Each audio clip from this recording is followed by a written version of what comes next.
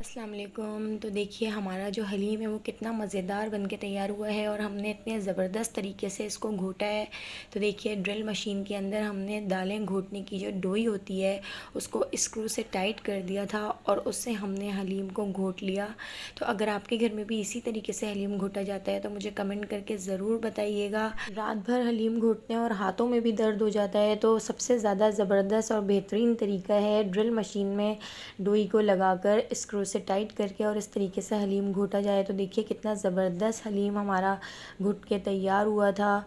तो आप भी एक बार इस तरीके को ज़रूर ट्राई कीजिएगा। तो देखिए कितना ज़बरदस्त हमने इसमें भगार भी लगाया और यहाँ पर हलीम के जो लवाजमात होते हैं, हरा धनिया, पुदीना, हरी मिर्चें, अदरक, लीमू, प्याज, सारी चीज़ें हमने यहाँ पर सर्व कर दी थी।